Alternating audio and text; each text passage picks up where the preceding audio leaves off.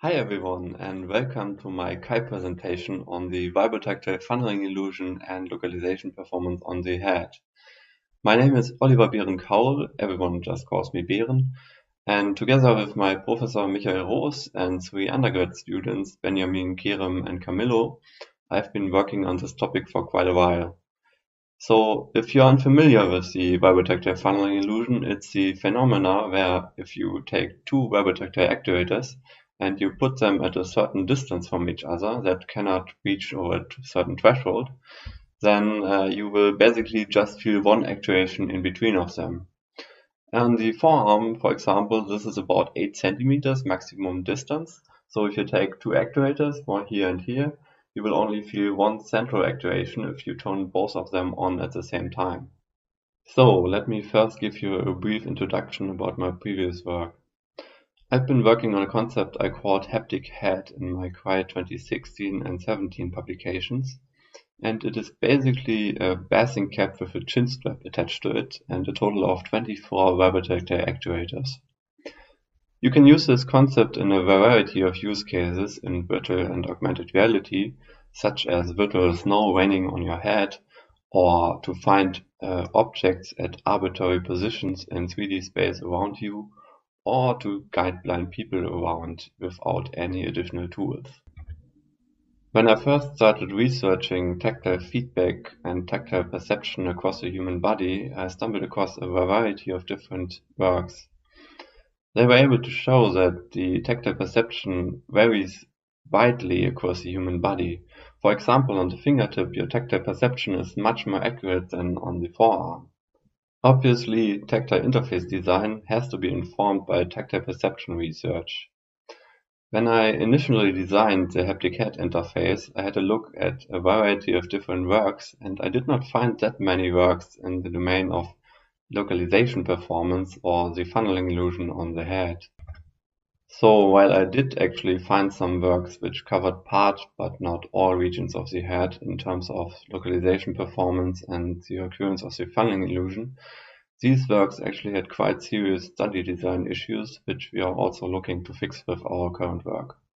One of the works we are covering in our paper is Dina et al. From 2017.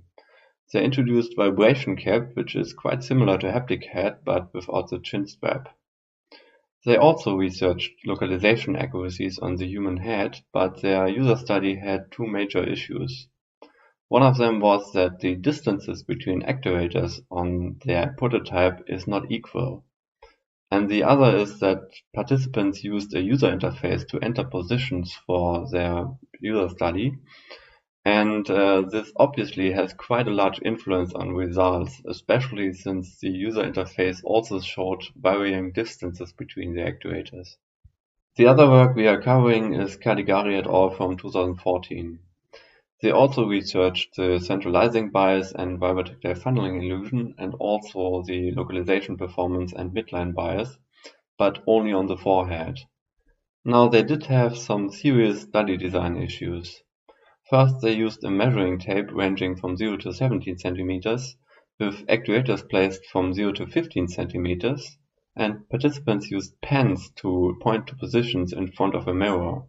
So obviously, participants wouldn't point to positions below 0 centimeters or above 15 centimeters because they knew there were no actuators there. In conclusion, they found a significant midline bias on the forehead. The midline bias is a phenomenon where people tend to feel vibrations as closer to the sagittal midline of the human body than they actually are. We were quite sure that this significant midline bias was caused by their study design and that all other results were also heavily biased by their study design. So in order to get a better overview of the localization performance and funneling illusion all around the head, we built a prototype quite similar to Caligari et al., but with a few specific fixes. First, we used a measuring tape ranging from 6 to 31 centimeters, with actuators at 11 to 26 centimeters, also spaced 2.5 centimeters apart, and with tolerances of less than 1 millimeter. We then chose a total of 6 head regions to get a more complete overview of tactile perception on the human head. On this slide you can see the prototype applied to the 6 head regions.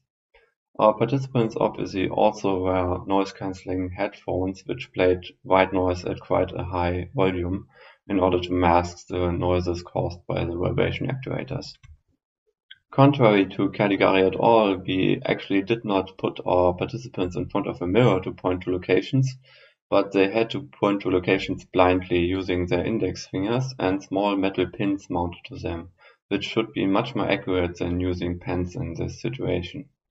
As we were looking to disprove other studies, we recruited quite a lot of participants for reliable data. However, only one of our participants was left-handed, and we also had one ambidextrous participant, so we cannot draw reliable conclusions on the left versus right-handed participants. In total, we conducted 42 trials per head region and per participant. This included 3 repetitions of the 7 single actuator trials and all 21 possible combinations of 2 actuators at distances 2.5 to 15 centimeters. The study was fully counterbalanced, and in total we had more than 3,000 single actuators and more than 3,000 multi-actuator trials. On the lower part of the slide you can actually see the experimenter view, where our experimenters used to enter positions for the participants, which they uttered verbally. These sliders can be clicked on and dragged along the measuring tape. So let's take a look at the results of the single actuator trials first. The forehead performed best in terms of localization performance, followed by head top, chin, head back bottom, head back top, and lastly head sides. Interestingly, Dina et al. Found that their head top region performed worst compared to all other head regions that they investigated. This was very likely caused by their study design, where they placed 3 actuators on their head top regions compared to 2 actuators on the forehead and 2 actuators on the head back, for example. Next up is the midline bias evaluation.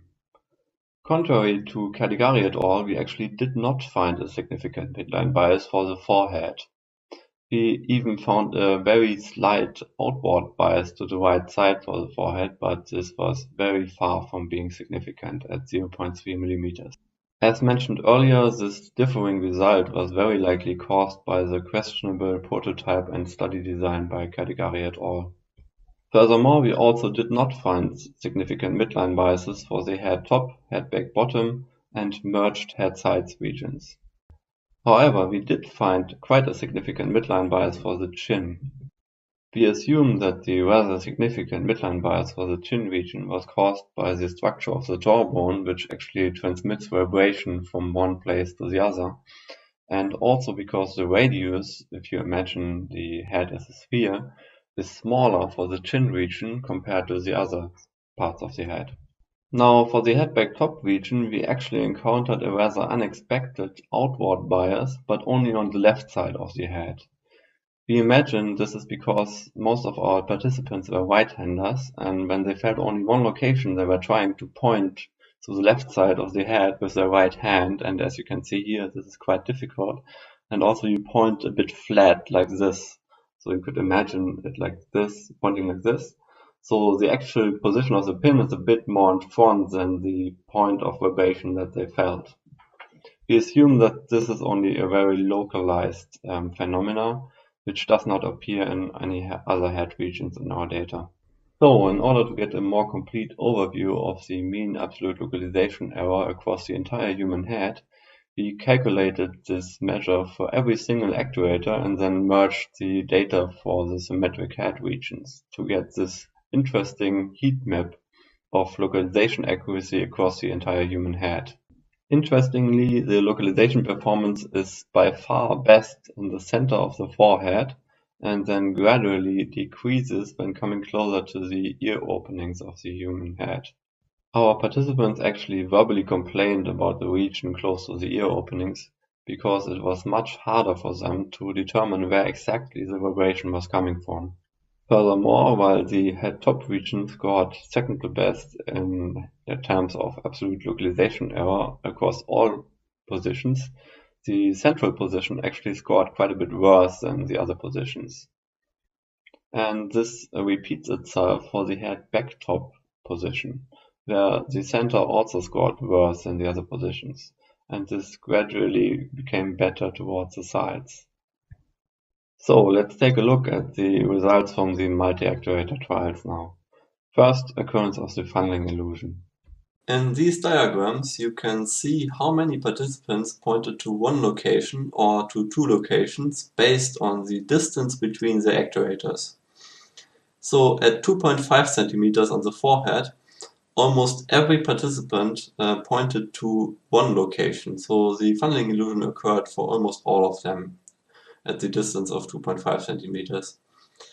When we look at larger distances, obviously more participants will point to two locations the further they are apart. So the diagram for the forehead can actually be directly compared to a similar diagram in Caligari et al.'s work, where they found similar results, except for the 5 centimeter distance, where they found that almost 80% of their participants pointed to two locations instead of one location. We expect this is again due to their different prototype design and also due to small differences in insulation between the actuators. Overall, you can see that the head regions are quite different in terms of the occurrence of the funneling illusion. Especially the head sides region had massive differences to the other head regions, where almost 20% thought that only one actuator was active, even at 15 centimeters distance between the actuators. We also found quite interesting results in terms of centralizing bias, and the forehead region can actually be compared again directly to Caligari et al.'s work, who in this case found very similar results to our results in the domain of 2.5 to 10 centimeters. They actually didn't check the other distances. And we can see that the centralizing bias is around 2.5 to 3 centimeters in this region. But the further the distance, the less of a centralizing bias occurs on the forehead. This is obviously also a result of the funneling illusion occurring less at larger distances, because in case the funneling illusion occurred, we assume a distance of 0 for the centralizing bias. So in case of the other head regions, we can see that the head top, chin and head sides region actually all feature quite large centralizing biases, especially also in the larger distances. However, for the head back top and head back bottom areas, we actually see a lot smaller centralizing biases, especially in case of the head back bottom, starting at 7.5 centimeters distance, we see almost no centralizing bias at all. So, in conclusion, we found a strongly varying vibration localization performance across the entire human head. Contrary to Caligari et al., we did not find a significant midline bias on the forehead, but we did find a significant midline bias on the chin. We also did not find a significant overall dominant hand effect in our data, but there might still be some local effects, such as for the head back top region, that weird outward bias on the left side of the head. Furthermore, we found strongly varying funneling illusion and centralizing bias occurrences all across the human head. Our results inform the design of any kind of tactile interface on the head, including those integrated into virtual reality or augmented reality headsets. For example, you might take an existing interface such as Haptic Head and optimize it in a way in terms of actuator count and positioning so that more than 50% of its users experience a funneling illusion effect. This in turn might lead to better guidance performance, for example. One of the limitations of our work is that we did not do an investigation on the effect of hair density on localization performance. While Dina et al. Did not find such an effect, we assume that there might still be an effect that they missed and we did not investigate yet. Furthermore, future work might also decide that the gaps left in the data of our study are still too large, and then we build our prototype and do an even larger study on localization performance and funneling illusion on the head. So in conclusion, there are obviously a lot more details in the paper, but for now I will leave you here with the references of my talk. And if you have any further questions or comments, please feel free to contact me on my email address or on social media. Thanks for your attention and bye bye.